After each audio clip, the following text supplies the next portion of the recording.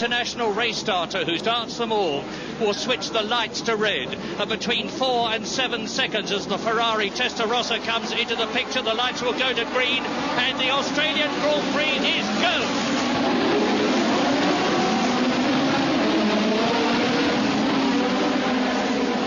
It's a magnificent start for Nigel Mansell, but Alan Jones is left on the grid. Alan Jones has stalled his engine and has failed to start with the rest of the field, and there he is getting away.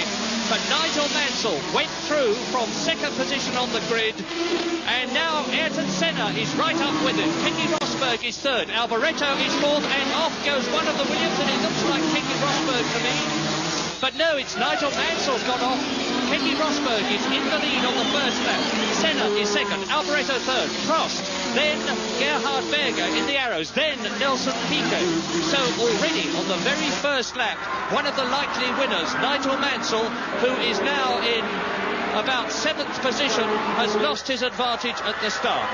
Now they're coming up towards Stag Turn and up towards the fastest part of the course as they go down from Brewery Corner into the Decaturville Straight. Well, a very clean start. There was a certain amount of anticipation of possible trouble through the first corner, as it was such a tight corner so close to the grid, but they all got through, and then we saw Ayrton Senna really try and take Mansell by surprise, which he succeeded in doing to the extent that he got a bit scrappy up front.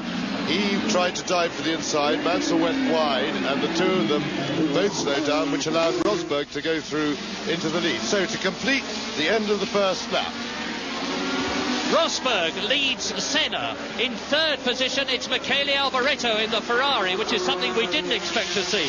Fourth is Prost. Fifth is Berger. In sixth position, it's Sura. Seventh is Patrick Tambay. Eighth is De Angelis. Ninth is Piquet. 10th is Chiva. 11th is Boutsen. But although Rosberg and Senna are starting on this lap 2 out of 82 to build up a small cushion, I will tell you now that this race is likely to be decided in the last 20 laps. The big problem area here at Adelaide as we join Patrick Tambay's car is brakes, and Mansell is coming into the pits. Mansell is into the pits as we join Patrick Tambay, and ahead of him is Berger's Arrows, and going through on the inside there is one of the Brabhams. Well, that gives you a wonderful idea of just how crowded it gets at the start. You see the oil splashing onto the lens from other cars, just a bit there, and of course the dust catches up with it, but that's a tremendous view, but we're a little bit too far back. There is Mansell on the right there, having got off, and even Tambay managed to just about, he's had to give him some space. So they went side by side, they lost a bit of ground through there. So back live. And still it is Keke Rosberg leading. Still it is Ayrton Senna in second place. But Nigel Mansell looks as though he's lost his chance of making it 3 in a row. Rosberg leads Senna across the line of the completion. And then it's Alboreto, Prost, Berger, Sura. Yes, well, Ayrton Senna will be very anxious to get past Rosberg as soon as possible. But the Williams Honda is very quick in a straight line and very powerful, which makes it very difficult to pass, which was probably why Senna was keen to get the jump on Mansell on the first lap, when people tend to be taking things a little bit cautiously and get away, because Senna really has dominated practice and expects to go away from most people. However, Prost, as usual, didn't qualify terribly well, but his car was very good this morning in race trim, and there is Prost in 4th place behind the Scarlet Ferrari of Michele Alboreto, and Prost will be working his way through the field carefully, but watch out for Prost later in the race. Yes, because I think Michele Alboreto is starting to create a bit of a traffic jam. It's difficult for Prost to get past him. Berger is in 5th place, and then Mark Sura in 6th position. And you'll notice that the Lotus of Ayrton Senna, which is second, and the Williams Honda of Keke Rosberg, which is leading, is starting to ease away. There is Nigel Mansell in the pits. He's blown it. He's lost his chance of winning the Australian-grand-prix, and therefore making it the hat-trick of 3 wins in a row. But his teammate Keke Rosberg could make it for Williams. Rosberg, Senna, Alboreto, Prost, Berger, Sura, Tambay, Elio De Angelis, Piquet, Chiva and Boutsen is the order. Yes, Senna will know that Prost is not far behind him. And that is Martin Brundle, slowed right down in his Tyrrell. That looks like mechanical trouble and probably the end of a day's work for Martin Brundle. Ken Tyrrell team, unfortunately, have had a pretty unhappy weekend. But Senna will be really keen because he knows that Alboreto is a potential hold-up for Prost. The Ferrari is powerful, it is very difficult for Prost to pass, and it will hold him up. So Senna would like that these first four look pretty evenly matched, and there's plenty not far behind them with Berger and Piquet right there. Lap 4, Keke Rosberg, Senna, Alboreto, Prost, Berger. Now, in terms of British drivers, Derek Warwick is in 12th position, Martin Brundle is in 15th place, Nigel Mansell is into the pits, but it's Rosberg, the man who... And now Mansell has retired. You saw the Englishman in the pits there. He's out of the race. Hard luck for him. But his teammate Keke Rosberg now, and Mansell's problem was gearbox. Mansell's problem was the gearbox that brought him into the pits. And now look, Senna is right up with Keke Rosberg, who looks calmly into his mirrors and sees the Brazilian right behind him, with Alboreto still third and in sight. Yes, Senna's problem is that his superiority over Rosberg seems to be on the wrong parts of the circuit. It's going out in just a moment when they go out onto the faster part of the circuit that opportunities to overtake present themselves. He can't pass in this twisty bit unless he can force Rosberg into a mistake, and Keke is pretty experienced. He knows that he doesn't have to push it at this point because Senna can't do anything about it. He needs to push it now when they're going towards the quicker part of the circuit. They go through up to the quick right hand and now then onto the long straight. You see Senna's dropped back a bit. He's not close enough there. He then will reel him in again when they get into the twisty bit, but this is the passing place and he's not in position. Brakes are going to be the problem. The Williams team are very worried. This is Tambay again. We're joining Patrick Tambay in the Renault, and ahead of him you can see he's got one of the Brabhams as he's threading past someone to go through, passing Nigel Mansell on the right. And now Tambay, you can see a racing driver at work. Watch his hands on the wheel, watch his right hand disappear occasionally. That will be to change gear.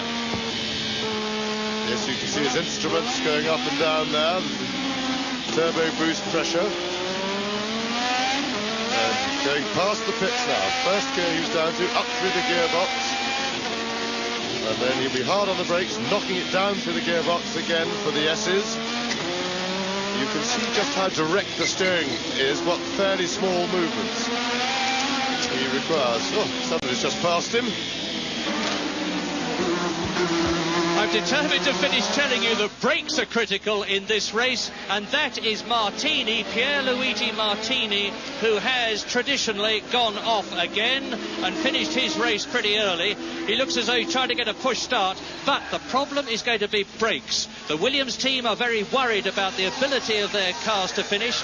This is undoubtedly the toughest course in Grand Prix racing on brakes, even bearing in mind that there is the 300 kilometres an hour Brabham Straight to slow them down. And now you can see that on lap 6 in this 82-lap race, Rosberg with Senna. Alboreto still pretty close to them in third position, going through and taking Martin Brundle, who is limping back to the pits. Keke Rosberg, 1:26.9, the fastest lap so far. Apparently, I've just heard there is some discussion amongst the race organisers about whether Elio De Angelis departed the grid from exactly the right position. However, that's all we know is that there's discussion. All we know at the moment, we'll obviously keep you posted. There may be some sort of penalty for De Angelis if he got on in the wrong position. Now, this is where Senna has closed right up again, but Senna needs to be this close in about 4 or 5 corners' time when they go onto the straight. And even then, I doubt whether he can actually pass the Williams Honda, because the Williams Honda is very quick in a straight line. Senna is using carbon fibre brakes, which are unlikely to last as long as the steel brakes that Keke Rosberg is using. That could give the Finn an advantage later on in the race, but it's not giving him an advantage at the moment. Senna's staying right with him. Third is still Alboreto. Fourth is still Prost. fifth is still Berger. Mark Surer is in sixth position, and I will tell you that Eddie Cheever has come into the pits where he is now with Martin Brundle. There you see just how much Senna falls back on the straight. He's closed it up again under braking, but he's too far down behind to make a braking manoeuvre, and he really would like to get past Rosberg soon, because then he'll be able to nurse his brakes more. They know that they're in brake trouble, and they're not going to be able to get everything out of their brakes for the whole race. That is Brundle, I think. Yes, Martin Brundle, and now Senna is just as close to Rosberg as he has ever been. Alboreto is still in touch in third position. Prost is still within sight, and easily so, of Alboreto. Prost in fourth place, the world champion. Gerhard Berger is fifth. Mark Surer is sixth. De Angelis is seventh. Torbay is eighth. Piquet is ninth. Boutsen is 10th. Warwick is 11th. Johansson is in 12th position. And Niki Lauda, the 1984 world champion, is only in 13th position. And Alan Jones is in 17th place. Into the pits comes Jacques Lafitte, the Frenchman, in the Ligier on his Pirelli tyres. He's obviously got a major problem, and it looks to me as though he's getting out. He's shaking his head sadly. As usual, they're changing the tyres. Off comes the left front, and Berger has got no rev counter. We know that. Gerhard Berger, who is in fifth place, has lost his rev counter. Eddie Cheever has engine problems. Is still Rosberg, Senna, Alboreto, Berger, Prost, and then Surer. There's a turn up. Berger's got past Prost, but one of the things that must be heartening, particularly for the vast Italian community here in Australia, particularly in Melbourne, is that Ferrari are having one of their best races for quite a long time. Alboreto is keeping well in touch. He is falling back slightly to the two leaders, but by no means badly. And Ferrari have found a little bit of form here, which they really lost at the French Grand Prix this year halfway through the season. So it's a very heartening thing to see Ferrari doing so well here. And it's equally heartening to see the way Gerhard Berger, the Austrian, in his arrows with the powerful BMW engine, is going. He's not only got past Alain Prost up to fourth position, but as you can see, he is right on the tail of Michele Alboreto, a double Grand Prix winner of 1985. The Austrian who drove in the touring car race here yesterday in a BMW and was unceremoniously bundled into the gravel and the concrete barriers, really knows this course now. He's having a lot of problems. The engine power on the BMW is so substantial that he's getting wheel spin. He's hitting the rev limiter, and in the warm-up this morning, he actually broke the plenum chamber. So terrific with the pressures. But he seems to have got it under control now. Prost is fighting back, and they're both coming up to, it looks like, Lafitte back in the race in the Ligier. Martin Brundle's problem was ignition. Martin Brundle, ignition. So Mansell is out, Brundle is out, Pierluigi Martini is out unless he's got restarted. Lafitte has been into the pits and rejoined the race, and now on lap 9 out of 82, it's still Keke Rosberg leading, with Senna about 3 car lengths behind him. Then there's about a 3-second gap. Alboreto third, Berger fourth, Prost fifth, Surer sixth, De Angelis seventh. Then there is another gap before the 8th man comes through. It's Piquet, and Torbay is taking him to take 8th position, and Boutsen is in 10th position. Fast, furious and very hot. The turbo's running at some 1200 degrees, and Keke Rosberg making the most of the fact that the Honda concern in Japan have been working on these 1.5 litre 1500cc V6 turbocharged engines, not only to make them more powerful, but to improve their fuel efficiency and their longevity. And now Rosberg on this long straight eases away from Senna and may be building a cushion. Well, Senna's very aggressive tactics on the first lap, he now really has justified. It means that he's given it a lot of thought. He tried to jump Mansell, he succeeded in doing that, but he lost a bit of time, and that let Rosberg through, and he's now showing us why he did go that aggressive and take a risk, because he wanted to be in front, because he is being held up by Rosberg. When you're following another car, you're driving through the hole in the air it makes, and your wings don't work so well. These cars are very... And Senna seems to be slowing. Is he in trouble? Well, at the present moment, Keke Rosberg leads. Senna is in second position. Brakes and everything else. It's a tough, hard circuit. Are beginning to show on the cars. As ever, the cool racemanship of Alain Prost is showing. The little Frenchman, the world champion, up into third place. Up into fourth place is Sura. I've been tipping Sura to do very well in this race. He's been getting better and better as he has mastered the power of the BMW and the handling of the Brabham, and it's a tricky combination to master. Nelson Piquet has been supremely good at it thus far, and now we have into the pits. Patrick Tambay has gone into the pits, and Tambay was well up, and it's a Ferrari there. Yes, there seems to be tyre trouble. That's Alborete's been in, Tombay's in for tyres, so they're hurting their tyres. Yes, Mario, I quite agree with you. Sarah has gone very much better here than for a long time, but there is nothing like the threat of the sack to make people deliver, but unfortunately a racing driver should be able to go without the threat of the sack. He should still be giving it his best. So it does put a question mark over Sierra's mental approach. He's showing he's got the ability. We've just had a flash from race control that Elio De Angelis is about to be shown the black flag. He's in fifth position. He's going to be shown the black flag, which will almost certainly mean disqualification for starting in the wrong grid position. Elio De Angelis was supposed to start 10th on the grid.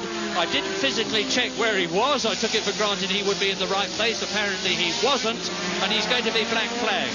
And the last time that happened was at Silverstone, and a furious Elio De Angelis got out of his car after having had a heated conversation with Robert Langford of the RAC and stalked away from it and left it in the middle of the pit lane. Let's hope he doesn't do that this time. So we are on lap 14 out of 82. It's still kicking. There is De Angelis. Now let's watch and see what happens. Elio De Angelis should be seeing the black flag. I'm watching De Angelis go round with one eye on the monitor and the other, and this is difficult, watching the flag marshals at the start to see that black flag and the number 11 go out. So De Angelis coming up towards the end of the lap, and Alan Jones is storming for Australia. Alan is up into 9th position now. It looks as though the Beatrice and the Hart have really got it all together. But now De Angelis is on his way down to Decaturville Straight, and we'll see whether he comes in. Tremendous stuff going on down the field a little bit from Alan Jones, because they were planning to run pretty low boost on their engine. There's Prost in third place and Sierra hounding him. He's not even getting away from Mark Sierra. He is at the moment some 14 seconds behind Keke Rosberg. We'll have a look to see if that gap is changing. There is Rosberg. Note that the Beatrice team decided to go for a finish today and run very conservative boost on the engine. So Jones, who we haven't yet had much of a look at, must be really throwing the car around. He looked very fired up this morning in the warm-up and was really being very competitive. And there's the black flag to Elio De Angelis. He's just gone past. The black flag has gone out with his number 11, and he must now come into the pits on the next lap if he obeys orders. And if he doesn't, he's going to be in trouble. The discipline here in Australia is good. Rosberg leads, lap 15. And he's building up a cushion. There is Alan Jones, who is in 8th position now. The Australia, with all the psyching up of driving in front of your home crowd in your own country, is making the best of the improved handling of the Beatrice. The fact that the engine is going. He has regrettably had a lot of engine problems with the 4-cylinder Hart turbo in practice and was not in the best of humours about it before. But hopefully he won't be too unhappy now.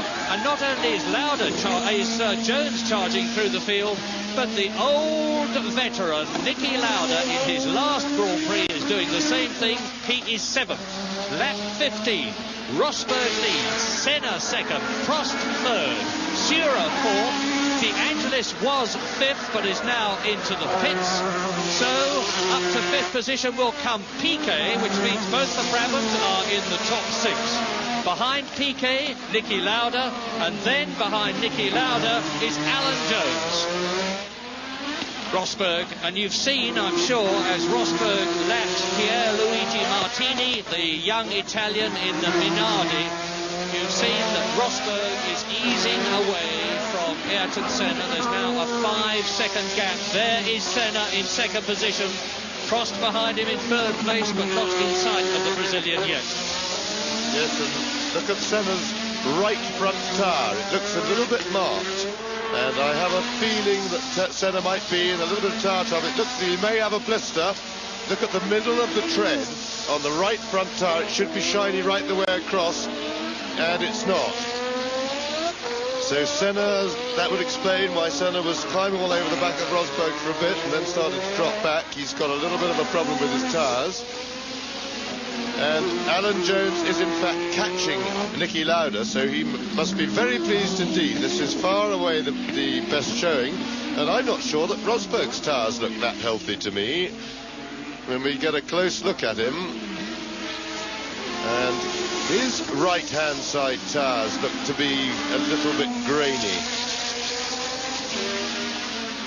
It certainly seems that there's been unexpected amount of tyre trouble already in this race.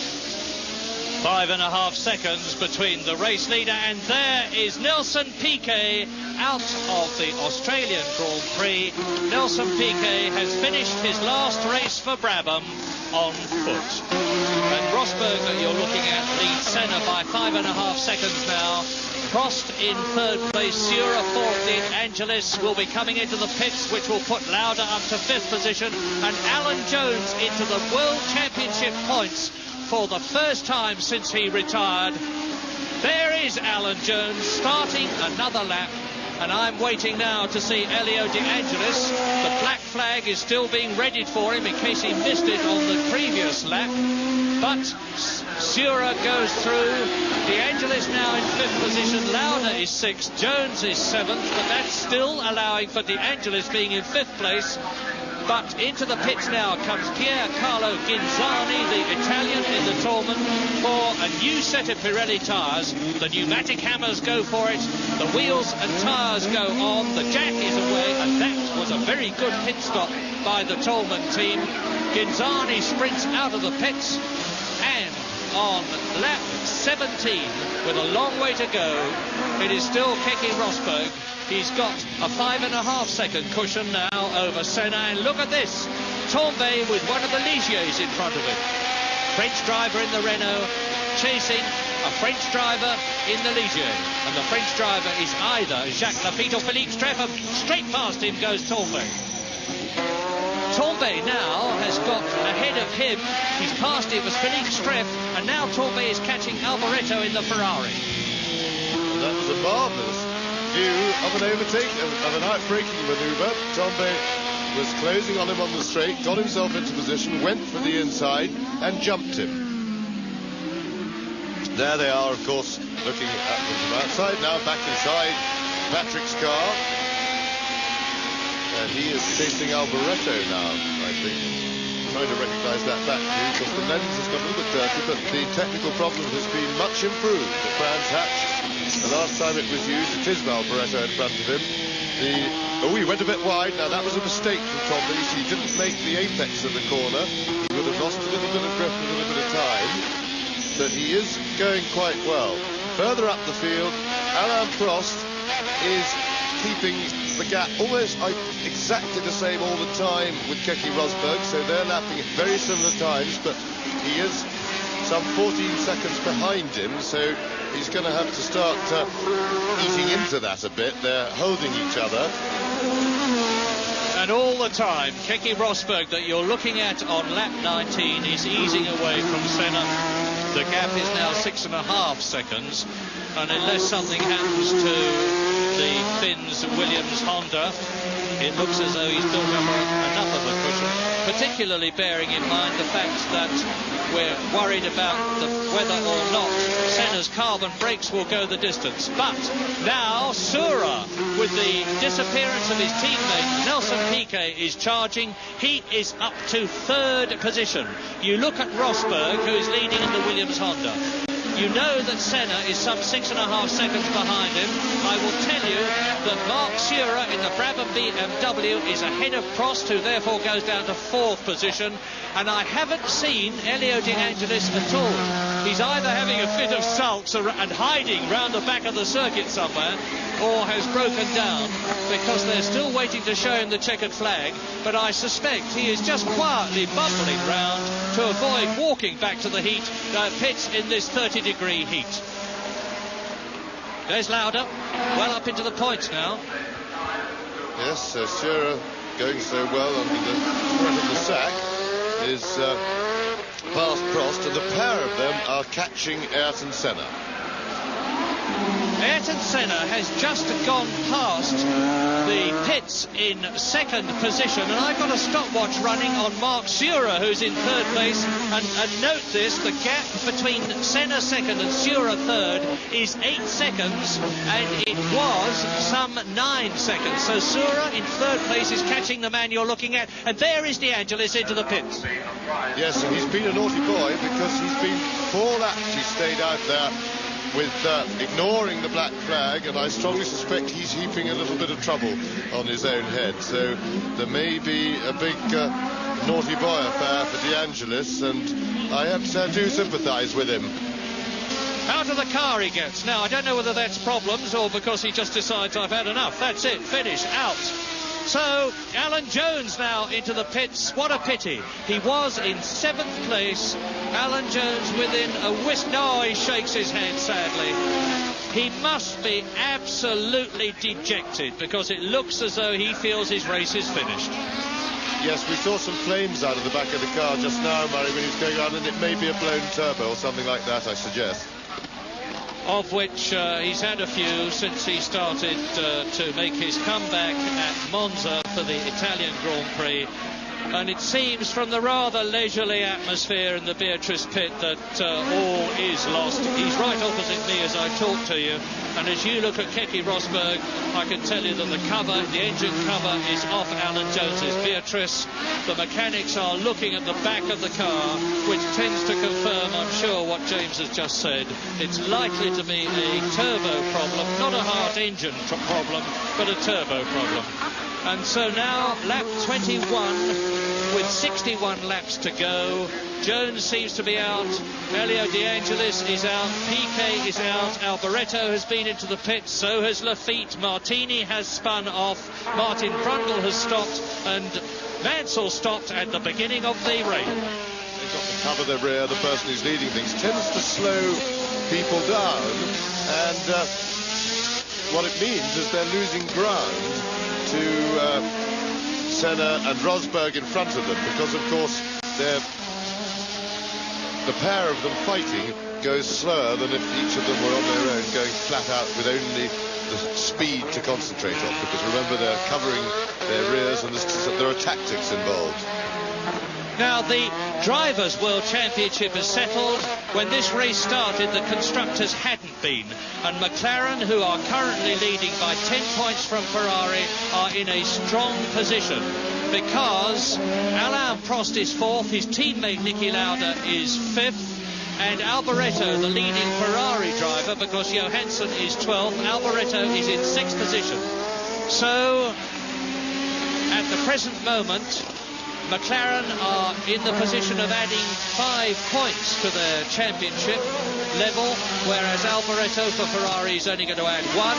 And there is no doubt at the moment that McLaren, having got their second Drivers' World Championship in 2 years with Prost and Lauda, the man you're looking at, are well in the running to get their second Constructors' Championship by beating Ferrari again. But now on lap 24 out of 82, Keke Rosberg is leading Ayrton Senna, and you're looking at Ghinzani in the pits. Rosberg leads Senna by 9.5 seconds. Mark Surer is 10 seconds behind Senna, and he's about 1 second ahead of Prost. Niki Lauda is 5th, 17 seconds behind Prost. Alboreto is 6th, Streff 7th, Boots at 8th, Capelli 9th, Warwick 10th, Berger 11th, and Johansson 12th.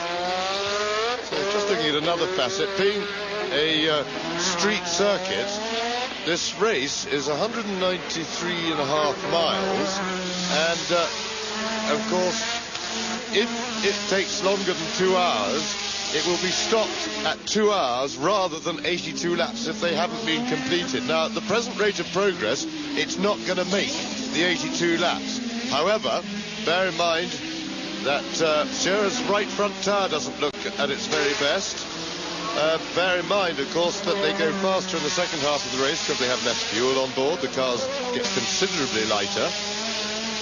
And this battle for third is really raging. And there goes the leader, Keke Rosberg. I'd like to have a look at his tyres. See if they're marking up. They look all right now. It is possible to see with the naked eye if there is a tyre problem because the tread marks visibly.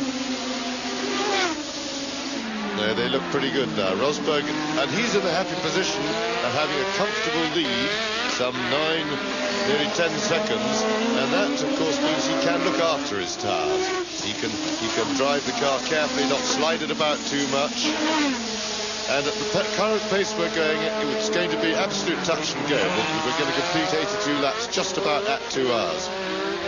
And as you see, Alain Prost there is ahead of Shearer. He's moved up into third position. The Frenchman, the world champion in the McLaren, is in third place now, some 9 seconds behind Ayrton Senna. So Williams leads, a Lotus is second, a McLaren is third, a Brabham is fourth, another McLaren is fifth, and a Ferrari is sixth.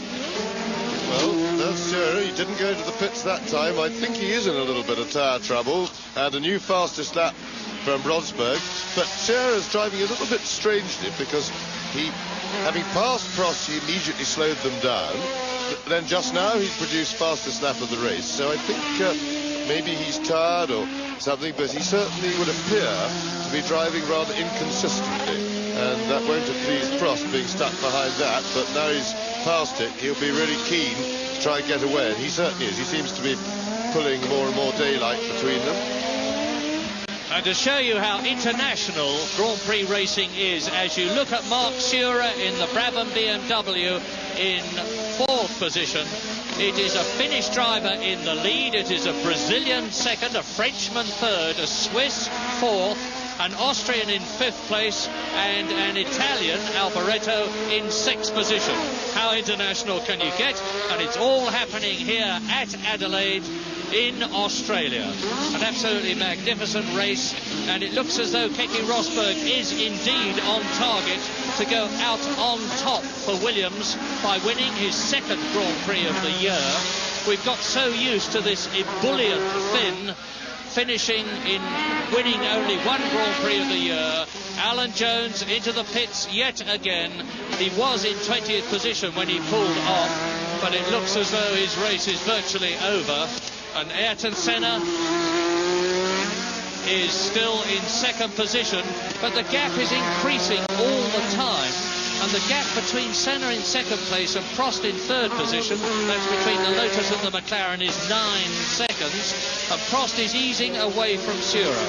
So I wouldn't be at all surprised to see Shearer come in soon to change his Pirelli tyres. I think you'll find that the chase to Rosberg is now on for Prost. Prost, having dealt with the Shearer problem, I think you'll find is catching both Senna and Rosberg, but it's early days yet. We will keep a close eye on that gap. This is Ayrton Senna that you can see, and I'm going to put a stopwatch on Keke Rosberg and check the gap between himself and Prost, which was 19.5 seconds, and we'll see whether indeed the Frenchman, Prost in third position, is catching the Finn, Keke Rosberg in the lead. And if so, it's going to be a fascinating race. Derek Warwick, the Englishman, is up to 9th position. Keke Rosberg has just completed a lap. There's the man in second place. And Prost, we've just had a message that Prost is in trouble. Yeah, what happened? My engine stalled on the warm-up lap, and according to the rules, you cannot make up position. And I lost position, and I make up position. I mean, I just get back my starting grid position, and unfortunately, the rules say that you are disqualified. But it's amazing that it took them 18 laps to realize that. So, I mean, I was risking quite a bit to be penalized.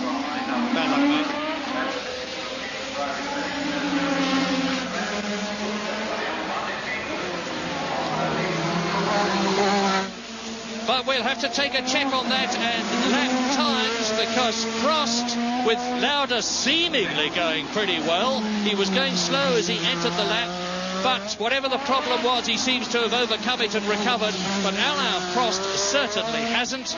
And now on lap 28, Keke Rosberg has got that secure lead of some 10 seconds now over Ayrton Senna. Up to third has gone Mark Surer. In fourth position now, it was Niki Lauda, and it still is. Well, that will make Keke Rosberg very happy, because Prost actually had started to catch Rosberg pretty quickly, in fact very quickly, and was looking a clear favourite to catch him. So Rosberg will now, and he would have known that, Rosberg, he would have had his pit signals, and he will now be able to breathe a sigh of relief, because that must have been his big worry, the threat of Prost coming through from behind with that wonderful handling McLaren chassis that is so durable. But it's a rare event for Tag Turbo to blow up. However, their second string is still out there. Lauda is up to fourth place, but I don't think that Niki is going to make much impression on leader Rosberg or even on Ayrton Senna if none of them have mechanical trouble. And Rosberg really now looks very settled. I think he's looking after everything, and he's well on top of the situation. One of the things we haven't told you is that some of the drivers, and certainly Keke Rosberg there, is in radio communication with his pits. He can talk to the pit personnel and vice versa, and it is absolutely sure that they will have given him the heartening message, Prost out. Well, you could see oil on the track then, on the line, and you could see just before it at the end of the straight those yellow and red striped flags, which are oil flags, and that would undoubtedly have been from the blown engine in Prost's car as it flew. But Prost has put a bit of oil down on the circuit, and that probably tells you what it's done to the lap time. Rosberg was lapping in the mid-25s, and suddenly it's gone out to over 1 minute 28. So that starts to make our 2-hour rule possibly come into force again. On lap 30 out of, we imagine, 82, Keke Rosberg has lapped everybody up to the 8th man, Derek Warwick. It's Rosberg that you're looking at leading. It is Senna in second place, but the gap between Senna and Rosberg is only 7.5 seconds now. It's closed. It may have been because Rosberg, in lapping slower men, was held up, or it may be because Senna there in the yellow helmet is charging. But anyway, the gap is closing. Surer is third, Lauda is fourth, Alboreto is fifth, Streff is sixth, Boutsen is seventh, Warwick is eighth, and then Capelli, in only his second real Grand Prix for Tyrrell, is in a fine 9th position but has been lapped. Lafitte is 10th, Berger is 11th, Johansson is 12th, Farby is 13th, Rotengatter is 14th, Prost, of course, has retired, as have Martini. Ginzani's been into the pits. Patrese is out. Tombe is out. Alan Jones is out. Piquet is out. In fact, there are, as is not unusual at this time in the race, comparatively few runners left out of the 25 who started, but the ones that are left are certainly rapidly holding the attention of this enormous crowd. Back to Murray Walker and James Hunt. So with Patrick Tombe out of the race, it will be Derek Warwick, and it is Derek Warwick, and ahead of Warwick is Boutsen. Now, and Senna is right with Rosberg. 1.72 seconds is the gap on lap 33. Now we're going to see a battle royal, because Rosberg will know that Senna is there. He will have had a signal. He may have even been told on the radio, and his problem is that he's got to get past Warwick, which he's done. He's then got to get ahead of the car in front of him, which is Boutsen, and keep Senna back at the same time.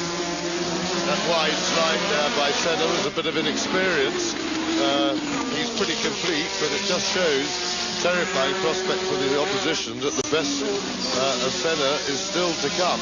He attacked when he shouldn't have done then, slid wide, lost a bit of time, done no harm of course, but it was just an unnecessary mistake, and it was attacking at the wrong moment, because he couldn't pass the Renault at that particular point. However, he's lining up to get past him. may be able to come at them on the brakes here at the end of the straight. He's got one. He's got the arrows as well. So Senna has cleared the problem. He now has only Rosberg to deal with in the immediate future. Jackie Stewart, who's forgotten more about Grand Prix racing than most of us know, said yesterday that in his opinion, Ayrton Senna was about 2 years off his prime. If that's so, it's a pretty terrifying prospect for all the rest of them. And the gap now, which is almost visual, is 1 3/4 seconds. That's the man who's in second place, Senna. Mark Surer is still there, but 28 seconds behind the leader in third position. Niki Lauda is fourth. Alboreto is fifth. Streff is sixth. And now the leader, Keke Rosberg, has leapt everybody up to Philippe Streff, who is in sixth position. And that's a superb performance by the Frenchman.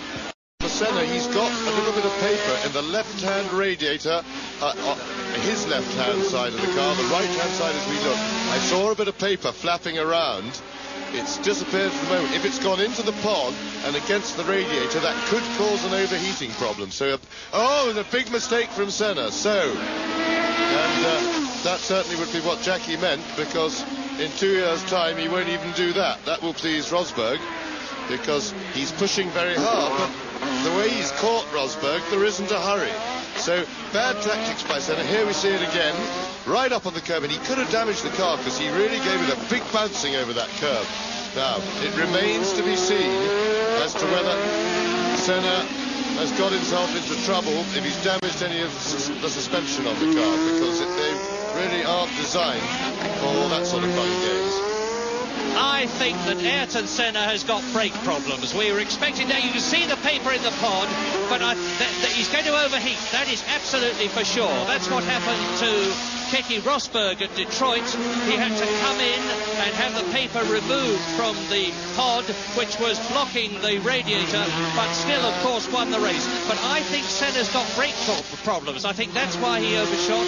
I don't think it was a driver error. He's got these carbon fibre disc brakes, and they're less likely to last than the steel ones. Yeah, this is where radio communication can help you if you've got it, because in Senna's case, there's a very, very good chance that he won't know that piece of paper in there. Now you get a feel for the acceleration of the car as we look down on them, and now boosting it up onto the main straight and getting up to 300 kilometers an hour, which the helicopter can't even keep up with. I see him going away from the chopper. However, the problem is with that paper in the radiator. There's no reason why Senna, he can't see it from where he's sitting, but he may see his temperature gauge going up. So the pit can ask him, is your water temperature all right? If it's not all right, they know the problem. They'll just give him an in signal, quick, come in, they'll rip out the piece of paper, very quick stop, and he's on his way again. But they've got tyres ready for him there in the pits as well.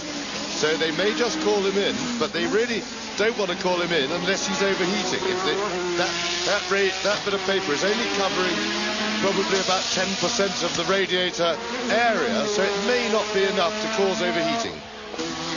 And you saw that flash of the fastest lap there. So we've now got a really dramatic situation on lap 36 with 46 still to go if the race goes the full distance.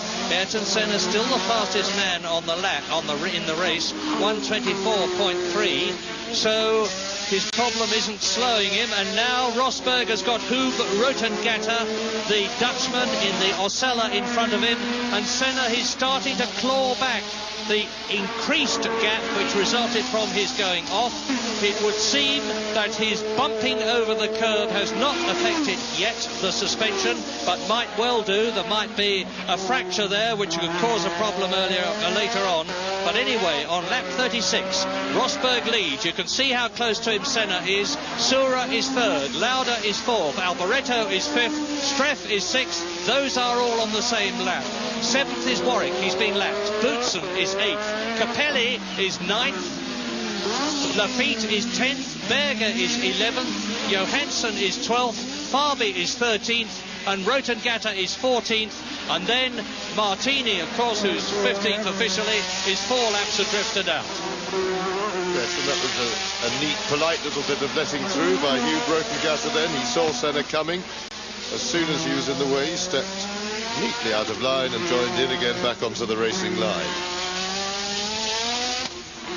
Into the pits comes Gerhard Berger. There he is it's Boutsen. It's Boutsen.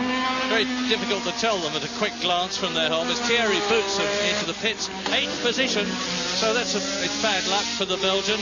Meantime, the remorseless, super cool Keke Rosberg with turbo flame stabbing from the rear of his Williams goes on his way, keeping ahead of the yellow helmeted Ayrton Senna in the black and gold JPS Lotus Renault, and the gap is 3.3 seconds.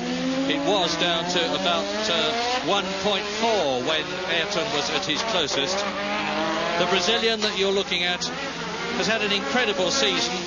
He's won twice at Portugal and Belgium. He's had 2 second places, 2 third places. He's been on the front row of the grid 10 times. But his record has been destroyed by the fact that he's had to retire 9 times.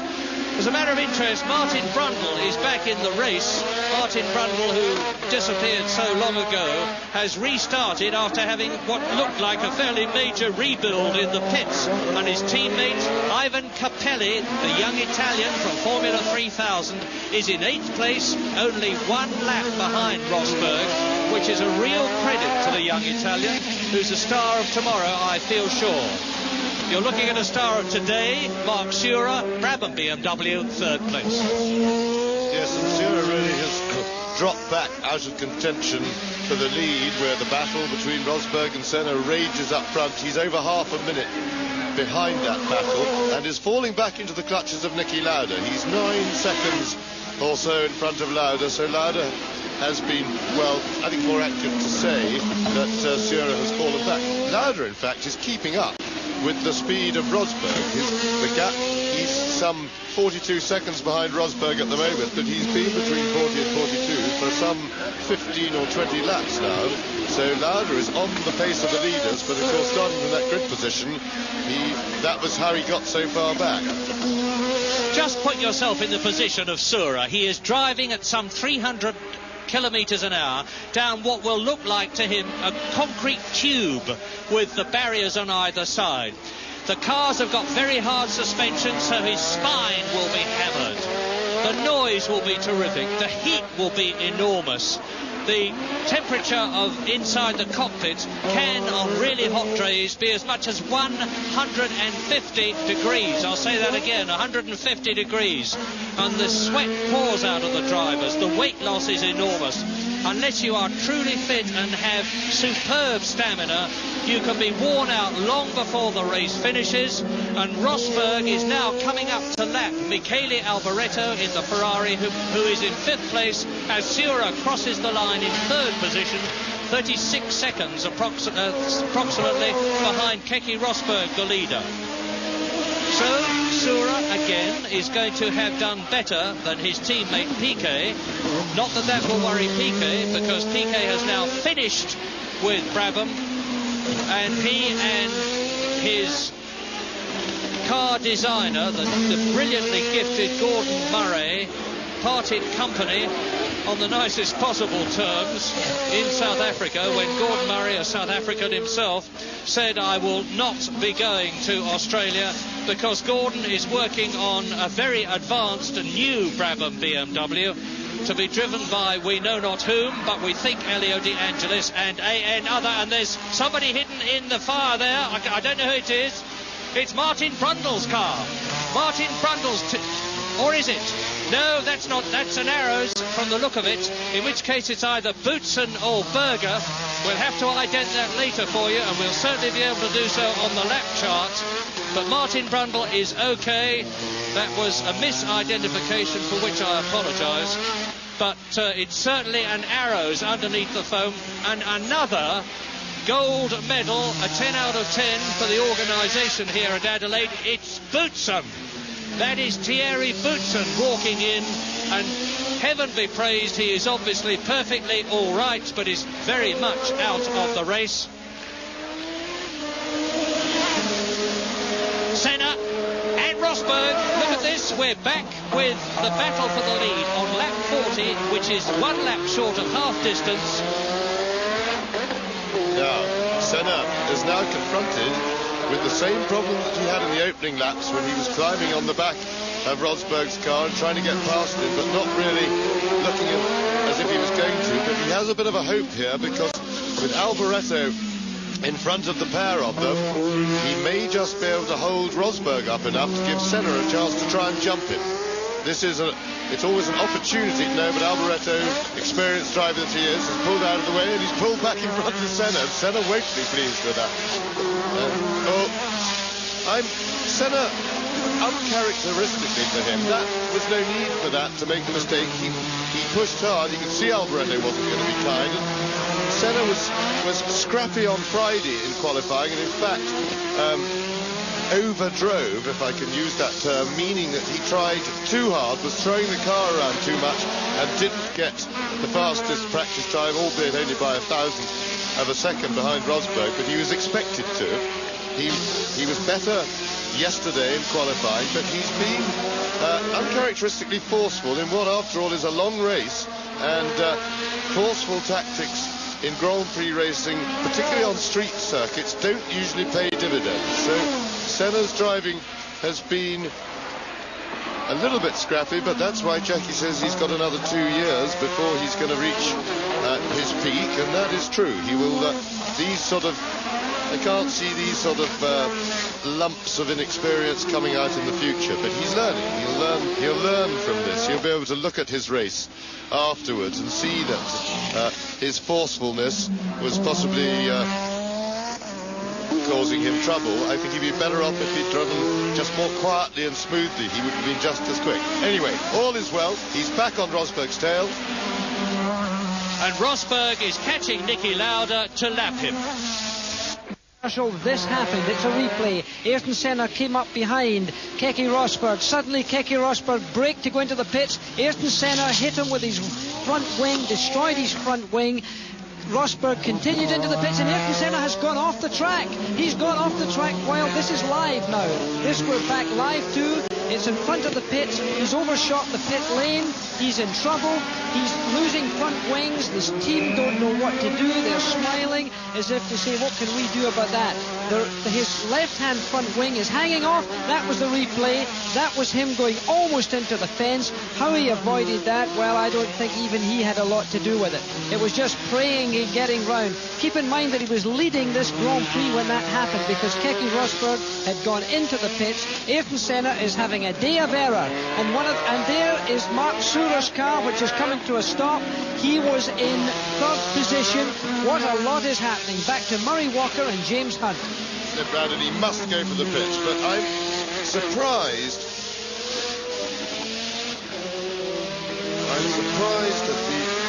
At the really bad thinking race that Senna is doing. Mark Sure out of the Australian-grand-prix. So let's take a cool breath and reconsider what has happened in those superlative 2 laps. Keke Rosberg is now catching Ayrton Senna, having been into the pits to get new tyres, and Senna in the stricken JPS Lotus is about to lose the lead that he fought so hard to gain, because he's got real handling trouble with no front wing at all, and Rosberg is just going to drive past him superbly. Look at him. Senna is trying, but not good enough, and back into the lead on lap 44 goes Keke Rosberg, who lost the lead on lap 41, and into the pits comes Ayrton Senna. Now let's watch some excellent pit work. If only that chap would get out of the way. Move. So there we are, Steve Hallam, the race engineer, talking to Ayrton Senna, and this young man is very, very cool, but look at the time he's losing. 15 seconds, 16 seconds, 18 seconds, coming up to 20 seconds. This has lost the race, I predict, for Ayrton Senna.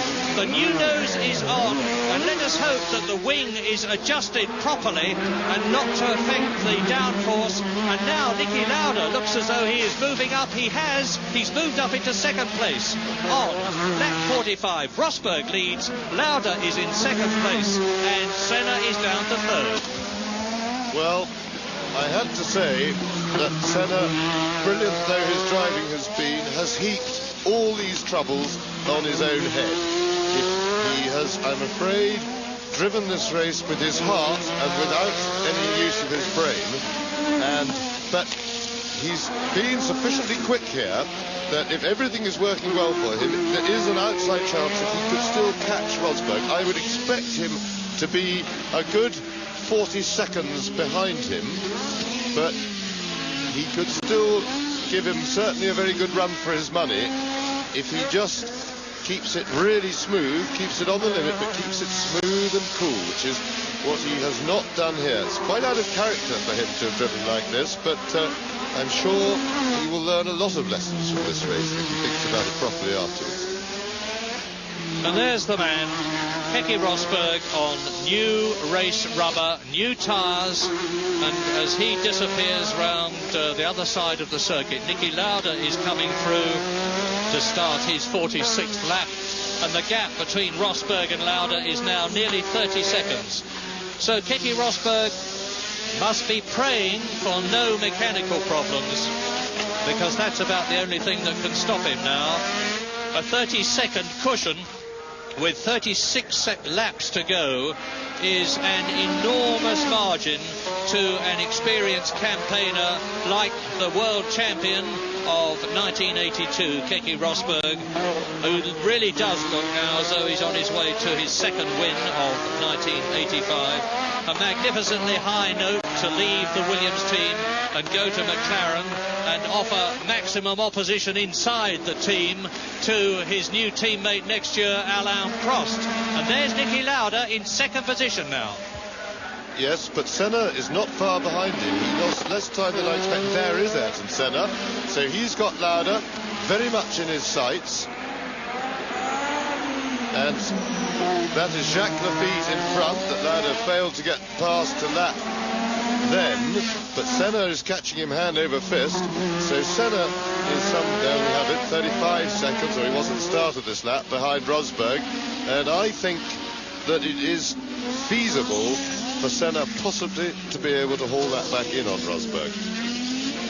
Another well done to the organisers. At half distance, the time taken was 59 minutes 28 seconds, so it looks as though we're going to do the full 82 laps to within about 4 seconds. A quite incredible achievement, bearing in mind that the speeds had to be computed. And Niki Lauda now up behind, is it Lafitte? I'm sorry, I think it's Streff actually. It's Philippe Streff, the Frenchman. And meantime, with Streff holding up Lauda, who's in second place behind the leader Rosberg, Ayrton Senna is visibly gaining on the Austrian.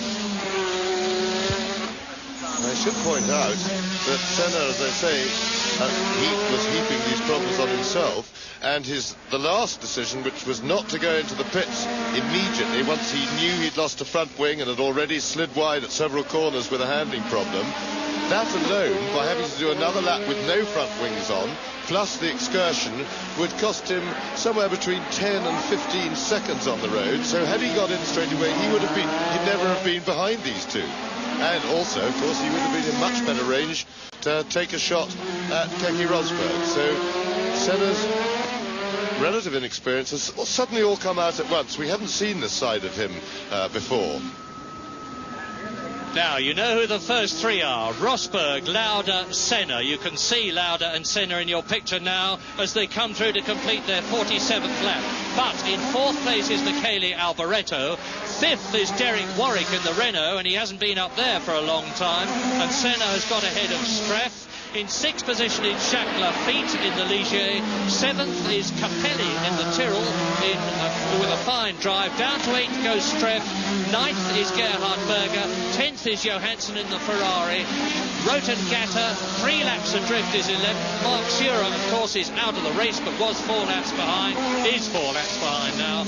And Ayrton Senna is trying to catch 3 times world champion Niki Lauda in his 171st Grand Prix. Lauda, that is. 25 wins behind him, being chased by the man with 2 victories behind him, Ayrton Senna. continues, as it shows every sign of going to be, as we look across at the Mount Lofty ranges, to be superb. Glorious visibility, magnificent heat, the haze shimmering off the circuit at parts, and Keke Rosberg is on his way. This is lap 49. Yes, and looking at the way Senna is struggling to catch Lauda, I think probably with all the bumping and banging around, that his car isn't quite in the same top form that it was before, and who can blame it? Senna remains to be seen. We'll watch that gap if and when he can get past Lauda, but that seems a big enough problem for him right now without worrying about Rosberg out ahead. Rosberg, of course, will know from his pit the gap, the relative differences, and is in a happy position of being able to control the race from the front. And 3 out of the top 6 are in their last Grand Prix in one way or another. Rosberg, the leader, is in his last Grand Prix for Williams. Lauda in the red and white McLaren is in his last Grand Prix before retirement. Derek Warwick in 5th position is in his last Grand Prix for Renault, and we wonder whether he's going to get a drive next year. Incidentally, while you watch the battle for second between Lauda and Senna, I will tell you that it has been officially announced that the Tollman team are going to use German BMW engines next year, and that Theo Fabi has re-signed for the team, which will be known as the Benetton team next year. Niki Lauda, this is pre-recorded just while we were in commercial. He tucked in behind him on the main street, he came alongside him, and he did him under braking. So Ayrton Senna has climbed up the slippery ladder that he's been on all day. He's got himself back into 2nd position. Keke Rosberg still leads. Ayrton Senna is 2nd. Niki Lauda is 3rd. Michele Alboreto is 4th. Derek Warwick is 5th. And we'll go back to Murray Walker and James Hunt. Now the gap to come back. It's a question of whether Senna can actually catch him when Rosberg is trying that out. So we will watch and wait and see. Mark Surer is out of the Australian Grand Prix. So is Boutsen, so is Prost, so is Tambay and Jones. Elio De Angelis, who was black flagged. Nelson Piquet, Martini, and Derek Warwick is still in 5th position behind Alboreto. Warwick has been lapped, Alboreto hasn't, and you see the gap between Rosberg and Senna is a bit less than it was. It was some 30 seconds, and I was hypothesising that Rosberg would slow up a bit. We don't know whether that gap reduction is due to Rosberg slowing up or Senna crowding on the pace. Derek Warwick is in 6th position, my apologies, because Jacques Lafitte has got ahead of him to 6th place, and Senna is really trying now. You can see, having got ahead of Lauda, that he's pulling away. I don't like the look of Senna's rear tyres. I think the car's been oversteering a bit. It looks a little bit loose at the back, and it looks as if his rear tyres have maybe grained up a little. But let's hope not, because it's going to be exciting watching him chase Rosberg. Lauda is still holding on very well behind him, and in fact both of them are catching Rosberg, so I suspect, yes, that left rear tyre that we're looking at now, you see the grain, the tread should be shiny all the way across, and his right rear. However, at the moment, he may be able to clean that tyre up by looking after it, because sometimes you can, once it's worn down a little bit, it will smooth up again. The tyre should be smooth, not ripply. That darker effect where it isn't shiny is where it's rippling. The rubber is rippling, and that means that it's not giving the maximum possible grip. Piquet, by the way, who went out quite a long time ago, suddenly had his cockpit filled with smoke, and knowing the danger of fire in what is virtually a high-speed mobile petrol tanker, wisely stopped, and his teammate Mark Surer had his left tyre go, and in the process of trying to do something about it, the engine stopped and he couldn't get it going again. And Lauda's definitely catching Senna. Yes, absolutely, and I think that is because Senna is in trouble with his rear tyres, and Rosberg is back in the pits. Yes, Keke Rosberg back in the pits. This is amazing. Now let's have a look and see what the problem is He's obviously concerned about tyres. Right front off, left rear off, all of them off. He's got a very considerable lead, of course, 28 seconds, and he can still put on new tyres and get out again. But this is the second time that Keke Rosberg has been in for tyres. And problem with one of the front wheels, the left front is jammed on, and Senna has gone through. So Senna is back in the lead, but I tell you what, Niki Lauda is right behind Senna, and Lauda, I suspect, is the healthier of those two, because he's not in tyre trouble. I think Senna's going to have to come back in unless he can nurse them, and Rosberg is probably in range to catch them, especially on a fresh set, if he looks after them. He will know. Now Rosberg is experienced. He will know that he's got to bring these tyres in gently, because that's what Senna didn't do, and that's probably what he didn't do last time. Those rear tyres on Senna's are being a bother. And Lauda, whose tyres look very nice and is taking it very steadily as he does, is suddenly, with conservative application, looking very much one of a joint favourite to win this race, if not favourite. Well, my problem is I want them all to win, but wouldn't it be marvellous if Niki Lauda won the last Grand Prix of his career? And he certainly could do it. Here he comes in the McLaren. That would certainly seal the Constructors' Championship in the nicest possible way for the McLaren team. And wouldn't that be a perfect lesson for Ayrton Senna, the wily old champion, showing him just what you can do with brains rather than brawn. And because we know that Ayrton, and you can even see his car snaking on the straight. These rear tyres are definitely causing him trouble. And that will be a lovely lesson for Senna, because Senna is definitely a future champion. And Niki Lauda will just give him a nice last time out. There is only 11.8 seconds between Ayrton Senna in the lead and Keke Rosberg, who is in third place on the 55th lap. We are going to see an absolutely superb closing lap situation between these three great drivers, with Niki Lauda now right on the rear, on the gearbox of Senna's car, and he's in a good position to nip out of the slipstream of the Lotus on the straight and get through into the lead in the last Grand Prix of 1985 here at Adelaide, in a race that's been full of excitement, drama and interest, and Lauda's in not quite the position now to go through, but not far off it. Yes, I think Niki made a tactical error there. I think he should have dropped back a little bit as they came onto the straight and swung it in much harder, because he does need to pass Senna soon, because Rosberg, when he brings these new set of tyres in, with only some 10 plus seconds, they are 11 seconds in it, Lauda really needs to get past Senna and get away, because Senna will be holding him up now, and Rosberg will catch him too quickly. Niki Lauda, of course, hasn't been in for new tyres.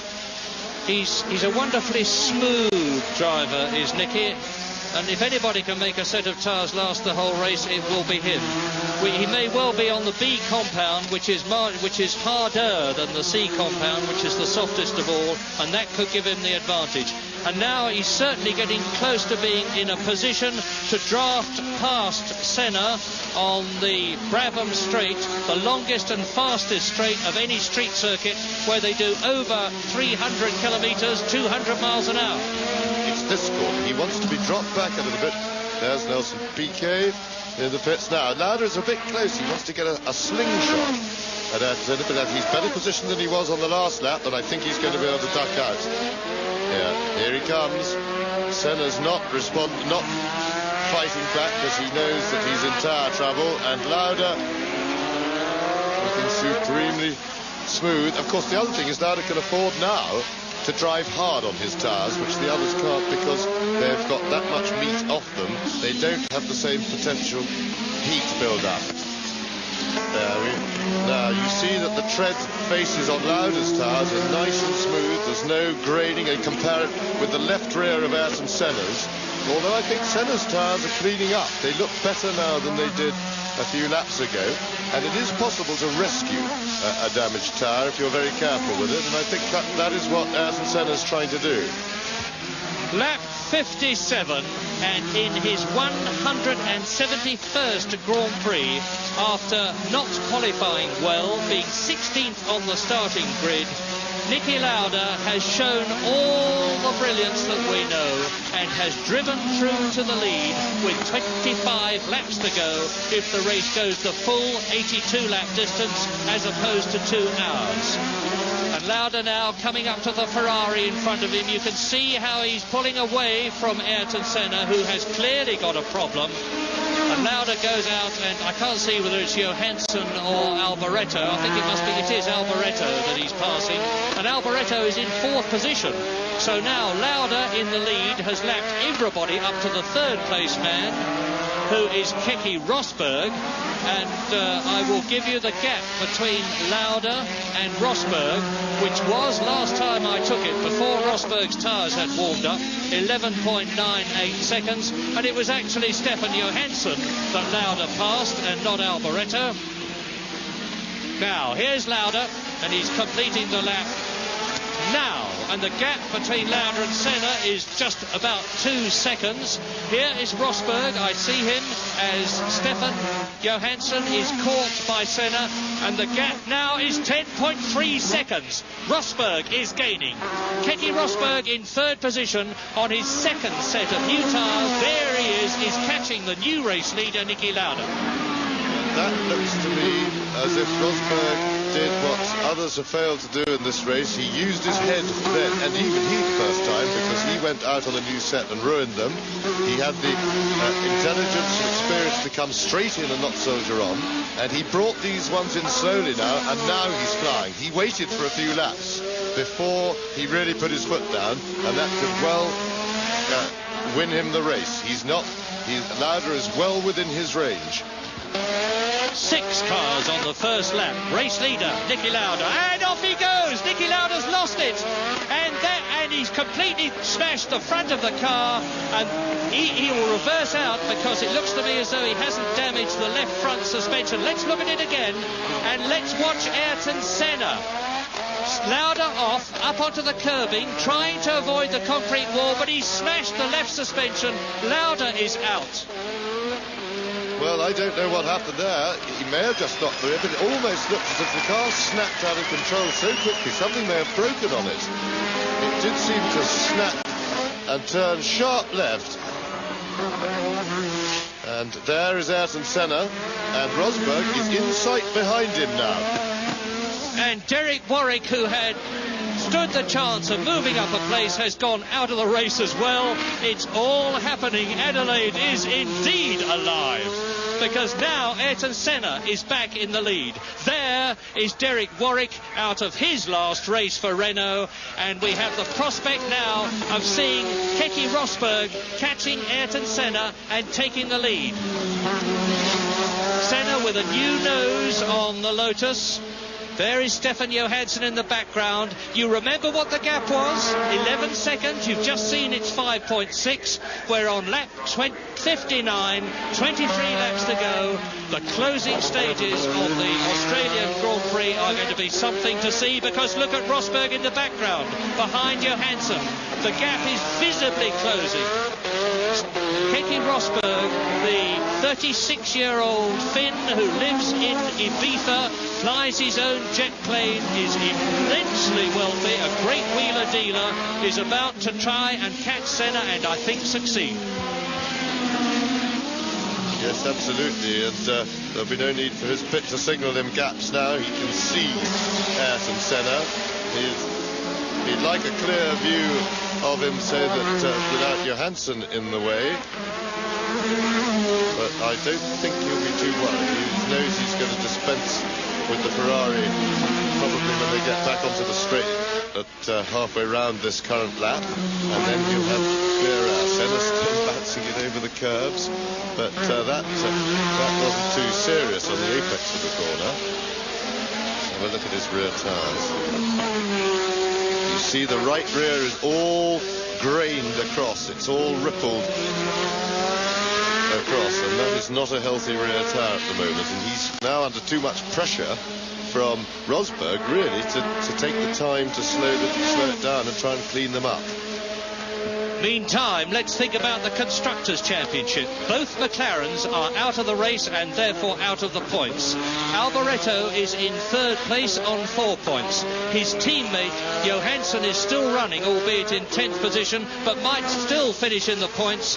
McLaren started this race 10 points ahead of Ferrari in the Constructors' Championship.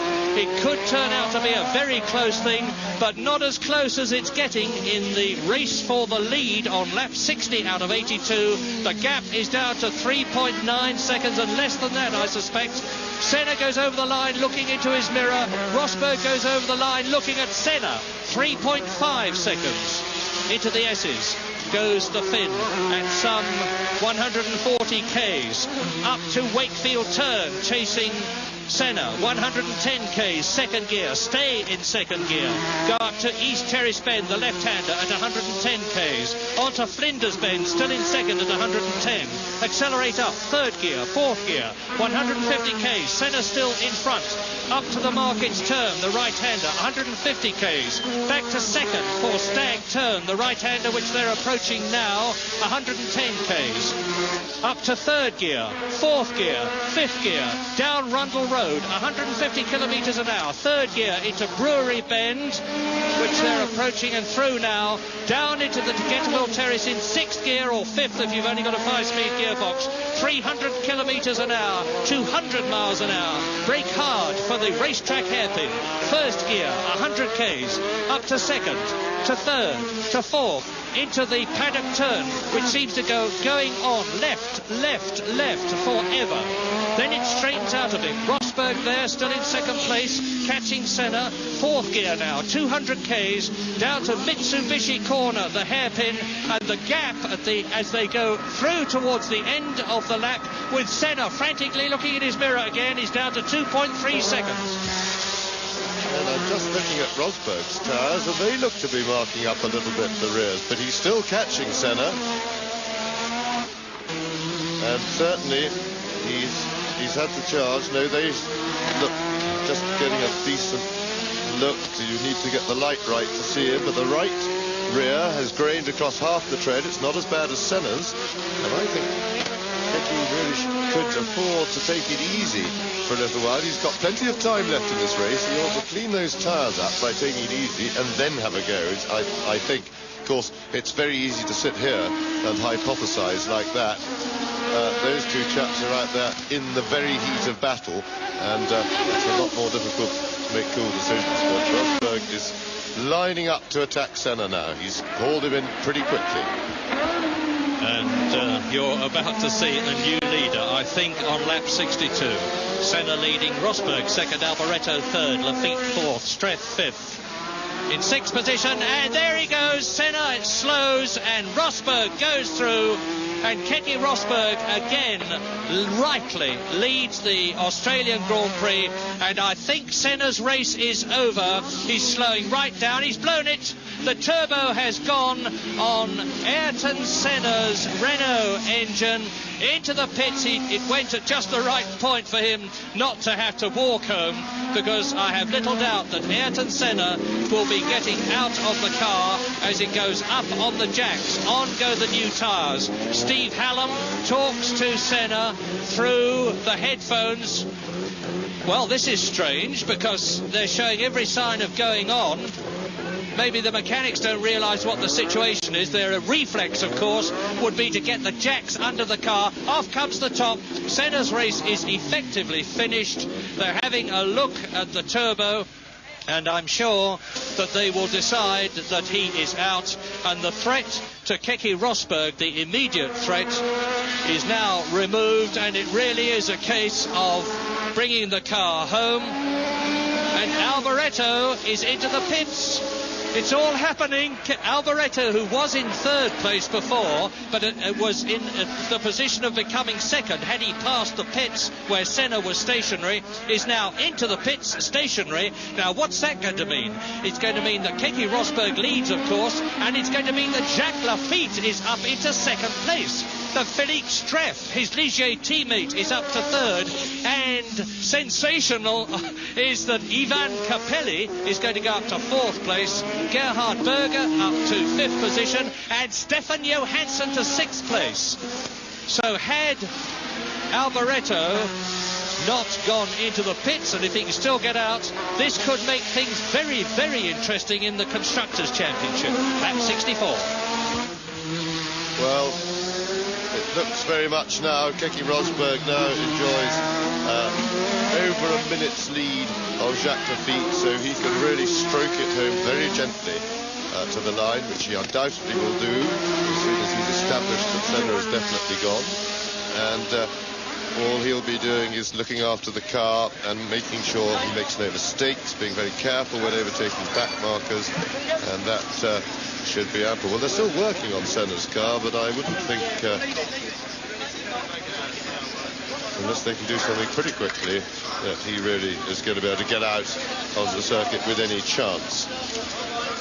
Well, if Senna is out, this will, I reckon, be his 10th retirement of the year, and I have little doubt that if he hadn't had all those retirements, bearing in mind the fact that he was in a commanding position in every race when he retired, he would have been this year's world champion. You're looking at Jacques Lafitte, who is now up into second place, the oldest man in the race. 41-year-old Jacques Lafitte in the Ligier on Pirelli tyres is benefiting from the fact that Gérard Larousse and Michel Tétu left Renault last year and have been patiently working on the Ligier and have improved it to the extent that Senna, leaving the pits, have improved the Ligier to the extent that it is now very often in a points position.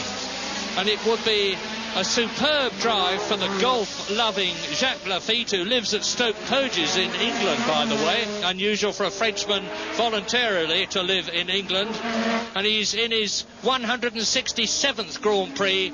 Only Graham Hill and Niki Lauda have driven in more Grand Prix than he has. And when you saw Senna rejoining, it was in 7th position. We're on lap 65 now. Rosberg leading. There's Senna. And I notice, he's pointing to the left of his car, and that means pass me on the left, old chum, while I drive over the curb here, because I'm not looking where I'm going. So away goes Ayrton Senna. What do you think, James? Absolutely right. That's exactly what he did do. Well, Senna's having a funny old day. Funny enough, he came out of Formula 3 into Grand Prix racing with a reputation for immense talent, but some rather hairy driving under pressure. And we never saw that in Grand Prix racing, but we've seen about a season's dose of it all wrapped up into one race today, because he really seems to have taken semi-leave of his senses. Lap 65, and Rosberg is into the pits again. What a race this is. Keke Rosberg, the race leader. Are we going to see Jacques Lafitte go into the lead? What is Keke Rosberg doing to his tyres? He must have some sort of shredder on the back of the Williams. Well, that was the first bad start, the way he lit them up and smoked them away. They're obviously proving a bit fragile. The track problem is, you see, on a new track, the conditions change faster than on, obviously, a track that's well run in.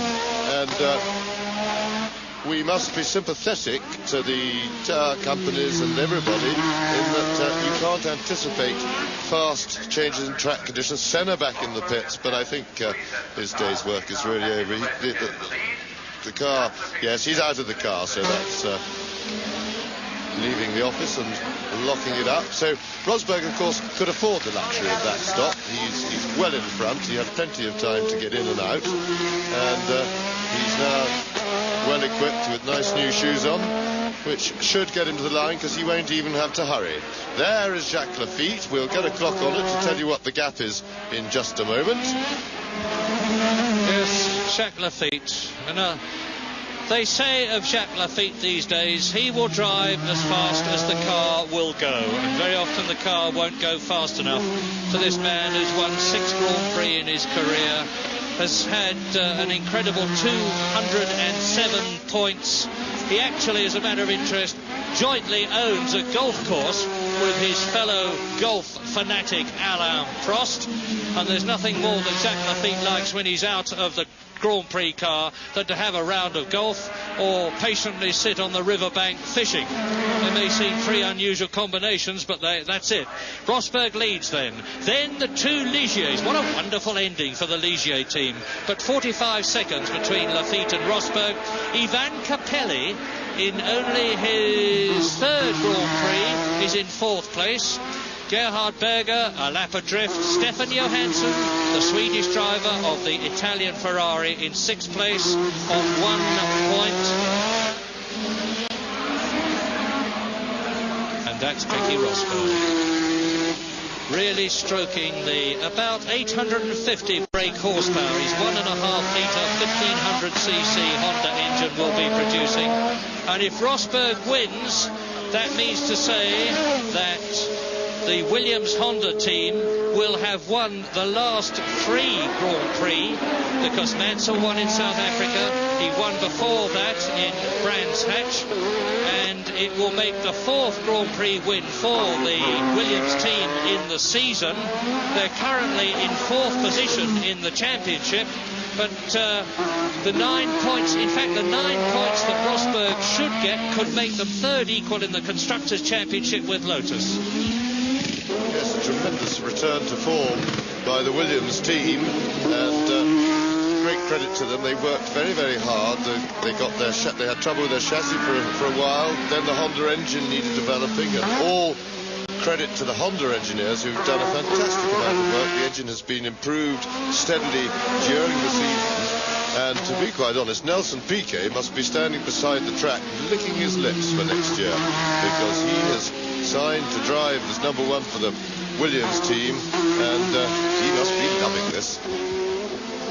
Another team and driver that must be loving this is the gallant little Italian Osella team, who have tried so hard on a minimal budget to get something done.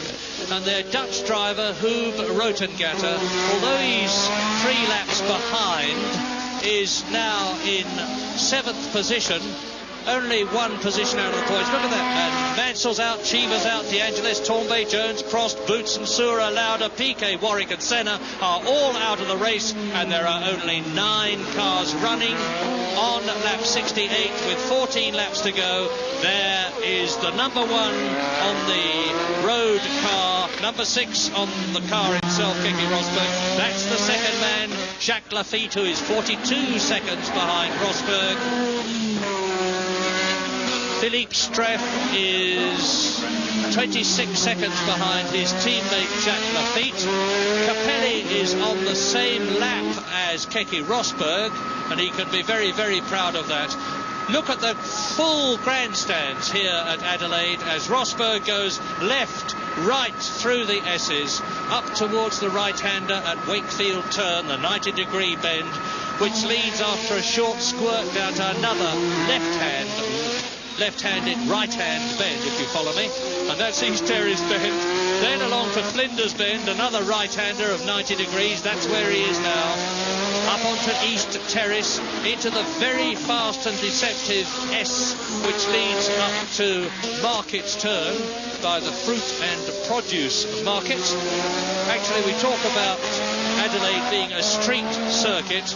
It is a road, a natural road circuit, but it doesn't actually go through streets in the sense of having buildings on both sides of the course anywhere. Just going back to the question of whether we'll complete the full distance for this race, we got through half distance in just under the hour, but with all those pit stops, and of course the fact that Rosberg has now been able to slow down, he may be able to get it down to 81 laps by getting, or something like that. It's a bit of a difficult one to calculate, but we're working on it. But I would think that the 2-hour rule may well be in line to be invoked here.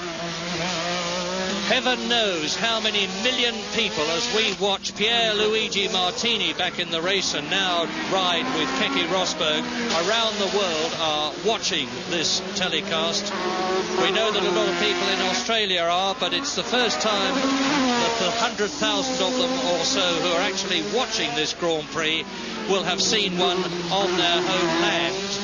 and I hope they're enjoying it as much as all of us are. It has been a tremendously interesting and dramatic race, and Rosberg still leads by now 43 seconds from Lafitte. Well, my colleague Philip here has just calculated it, and it comes out that at the present rate of progress they'll finish the 82 laps in 120.3 minutes, which means that they will complete 82 laps. You understand what I mean? Because when they go past at 81, it won't be 2 hours. I should maybe explain what the 2-hour rule is. It was introduced after the 1972, I think it was, Monte Carlo Grand Prix, when Jean-Pierre Beltoise, when Grand Prix were always 200 miles, and it poured with rain, and Jean-Pierre Beltoise won the race in about 3.5 hours, but nobody ever noticed because the crowd who got soaked had all gone home by then because everybody was so bored.